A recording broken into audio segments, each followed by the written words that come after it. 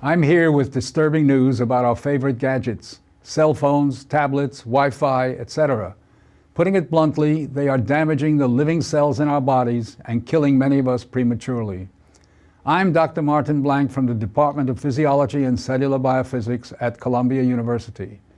It is distressing for me and more than 160 colleagues who today are petitioning the United Nations requesting that they address this problem. We are scientists and engineers, and I am here to tell you we have created something that is harming us, and it is getting out of control. Before Edison's light bulb, there was very little electromagnetic radiation in our environment. The levels today are very many times higher than natural background levels and are growing rapidly because of all the new devices that emit this radiation. An example that a lot of us have in our pockets right now is the cell phone. One study shows that as cell phone usage has spread widely, the incidence of fatal brain cancer in younger people has more than tripled. We are putting cellular antennas on residential buildings and on top of hospitals where people are trying to get well. Wireless utility meters and cell towers are blanketing our neighborhoods with radiation.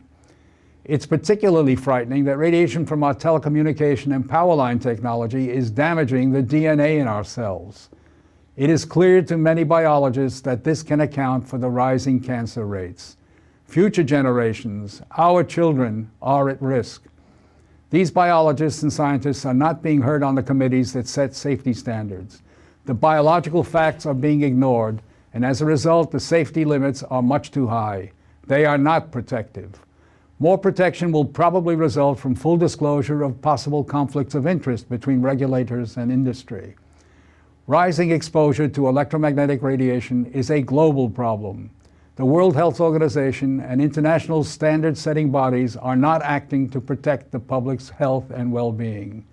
International exposure guidelines for electromagnetic fields must be strengthened to reflect the reality of their impact on our bodies and, in particular, on our DNA. Although we are still in the midst of a great technological transformation, the time to deal with the harmful biological and health effects is long overdue. We are really all part of a large biological experiment without our informed consent. To protect our children, ourselves, and our ecosystem, we must reduce exposure by establishing more protective guidelines. And so today, scientists from around the world are submitting an appeal to the United Nations, its member states, and the World Health Organization to provide leadership in dealing